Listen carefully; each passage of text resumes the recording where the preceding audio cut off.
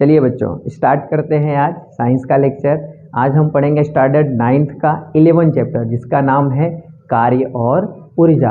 इस चैप्टर में दो भागों में पूरा चैप्टर बताया गया है। एक आप देखोगे कार्य किसे कहते हैं, उसकी परिभाषा आप पढ़ोगे, फिर उसका सूत्र पढ़ोगे, फिर उसका आप देखोगे मात्रक।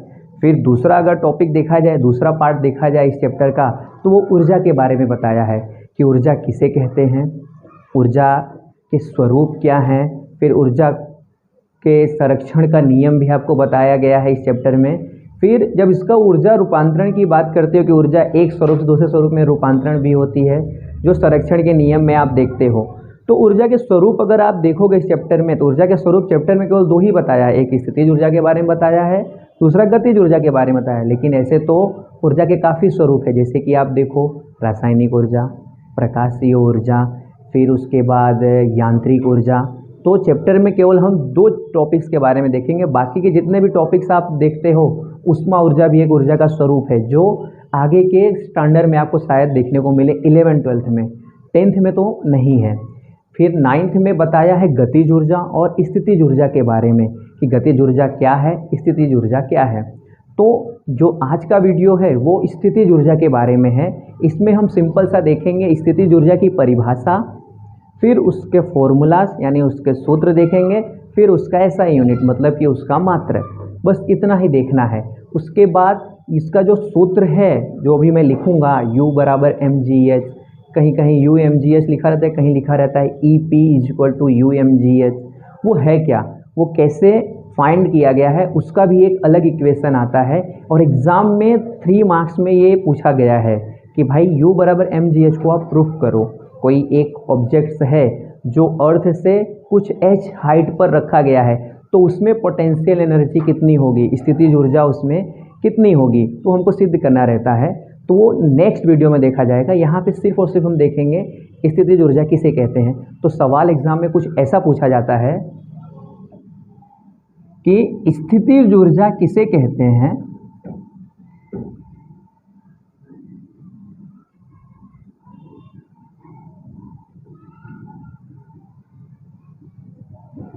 फिर उसका सूत्र मात्रक लिखें, सूत्र तथा मात्रक लिखें।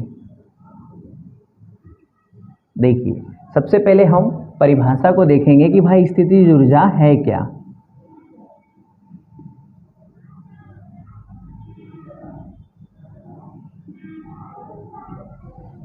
गतिज ऊर्जा की परिभाषा सबको आसान लगती है और समझ में भी आ जाती है कि भाई गतिज ऊर्जा कहते किसे हैं।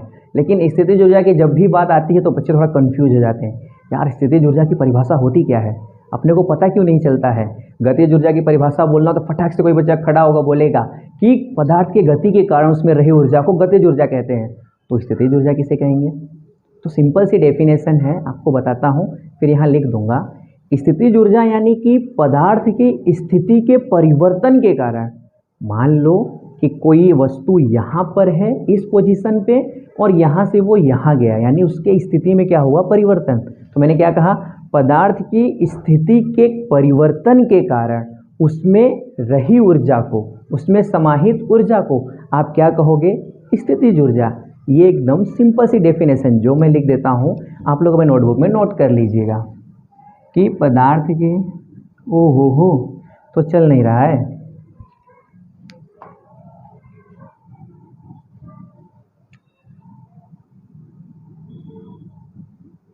पदार्थ की स्थिति के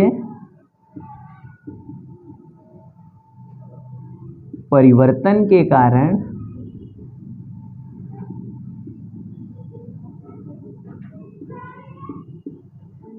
उसमें समाहित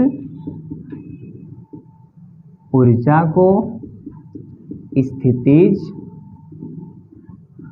ऊर्जा कहते हैं। डेफिनेशन एकदम इजी है कि आपको पढ़ते ही थोड़ा सा समझ में आ जाएगा कि यार कुछ ज़्यादा हार्ड है नहीं, कि पदार्थ की स्थिति के परिवर्तन के कारण उसमें समाहित ऊर्जा, समाहित कहीं कहीं संग्रहित भी लिखा रहता है, संग्रहित ऊर्जा को आप स्थितिज ऊर्जा कहते हो, इंग्लिश में इसको बोलते हैं पोटेंशियल एनर्जी। फिर क्या साथ में इसका उदाहरण देख लें कि भाई स्थिति परिवर्तन हुई, कैसे ऊर्जा आई। तो उदाहरण देखोगे शायद तुरंत आपको समझ में आ जाए डेफिनेशन अच्छे से। तो उदाहरण 2-3 देख लेते हैं।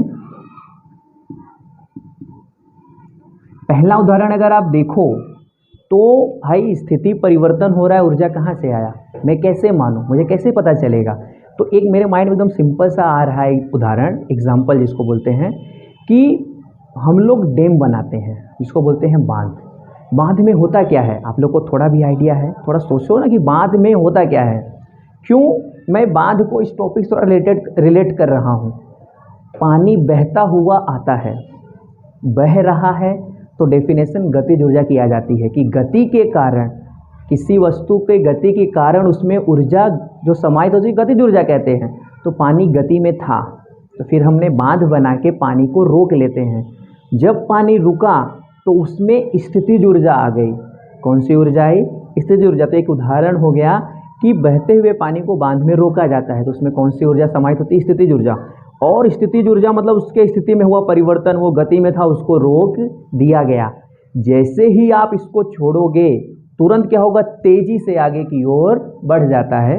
तो यहाँ पे एक और डेफिनेशन तैयार हो जाती है कि गति में पानी था, आपने उसको रोका, तो एग्जाम्पल हो गया स्थितिज ऊर्जा का। और उसमें गति था, तो गति के कारण उसमें कौन सी ऊर्जा हो गई? गतिज ऊर्जा। इन दोनों को अगर मिला दिया जाए ना तो एक नई ऊर्जा आपको मालूम पड़ जाएगी, जिसको आप लोग कहते हो यांत्रिक ऊर्जा, मैकेनिकल एनर्जी। यांत्रिक ऊर्जा क्या था? सिंपल सा, गतिज ऊर्जा और स्थितिज ऊर्जा के योग को आप कहोगे यांत्रिक ऊर्जा, जिसको कहते हैं मैकेनिकल एनर्जी। मैकेनिकल एनर्जी, यांत्रिक ऊर्जा को आपने कहाँ सुना होगा? जब आपने 10th में और शायद 8th में भी इसका टॉपिक आता है कि जल से उत्पन्न विद्युत ऊर्जा। जल से ऊर्जा कैसे उत्पन्न की जाती है? Hydro power plant. तो उसमें क्या रहता है, हम लोग बोलते हैं कि यांत्रिक ऊर्जा का हम विद्युत ऊर्जा में रूपांतरण करते हैं। तो यांत्रिक ऊर्जा कहाँ से आती है? उस टरबाइन को आप किससे घुमाते हो? तो बांध के पानी को हम छोड़ते हैं और टरबाइन पर गिरता है, टरबाइन घूमता है। टरबाइन घूमता है तो मैग्नेट होता है, और मैग्नेट के अंदर कोइल होता है। कोइल मतलब तार का लूप, वो राउंड राउंड घूमता है। तो इंडक्शन होता है, जिसको हिंदी में कहते हैं विद्युत चुम्बकीय प्रेरण। उसके वजह से इलेक्ट्रिसिटी जनरेट हो जाती है। तो यांत्रिक ऊर्जा वहाँ पे यूज करते थे। फिर बहुत बच्चों से मैं सवाल पूछता हूँ, यांत्रिक ऊर्जा आप यहाँ यूज करो, यांत्रिक ऊर्जा होता क्या है? तो बोलते हैं अरे यार तो पता ही नहीं था, कहाँ पे यांत्रिक ऊर्जा आता है? तो सिंपल सा आप लोग याद रखना, गतिज ऊर्जा प्लस स्थितिज ऊर्जा के जोड़ को, योग को आप कहोगे यांत्रिक ऊर्जा। कहाँ से कहाँ पहुँच गया? स्थिति में था तो गति को भी बता दिया, गति से आपको यांत्रिक भी बता दिया। लेकिन पर्टिकुलर सबका अलग अलग वीडियो में बता दूंगा ताकि आपको प्रॉपर तरीके से समझ में आ जाए। तो स्थितिज ऊर्जा का एक उदाहरण होता है बांध में संग्रहित पानी। उसको मैं नोट कर देता हूँ, आप अपने नोटबुक में लिख देना, हो सकता है एग्जाम में आए। बांध में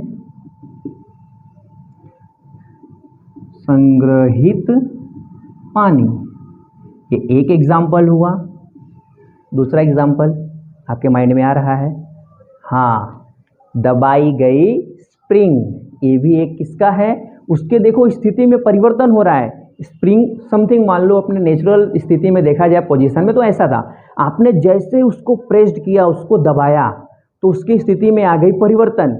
अब जरा छोड़ो तो क्या वहाँ पे रुका रहेगा? फटक करके दूर जाएगा। तो ये क्या हो गई? उसके स्थिति के कारण उसके स्थिति में आपने परिवर्तन किया तो उसमें एक ऊर्जा समाहित हो गई, जिसको आपने कहा स्थितिज ऊर्जा। एक ये भी उदाहरण आप नोट कर सकते हो कि दबाई गई स्प्रिंग।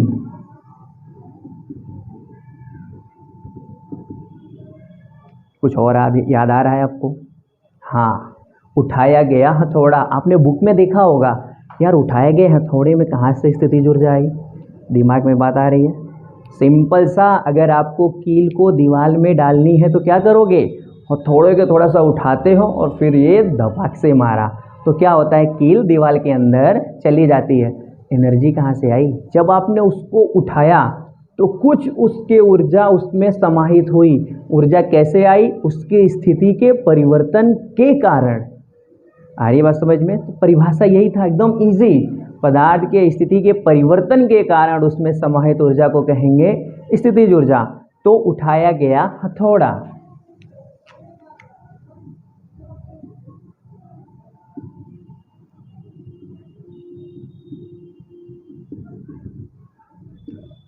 एक और देख लेते हैं, 3 हो गया, एक 4, चौथा कुछ क्या, ये एग्जाम्पल वही बता रहा हूँ जो काफ़ी फेमस है, जो बुक में आपको मिल भी जाएंगे कि हाँ यार ऐसा कुछ सर ने बताया था। एक दूसरा है कि धनुष, धनुष आप जानते हो, धनुष पे लगी रहती है डोरी, डोरी पे आप रखते हो तीर, जब तक डोरी सीधी थी आपने तीर रखा, बाण आगे जाने वाला नहीं है, तीर आगे जाने वाला नहीं है।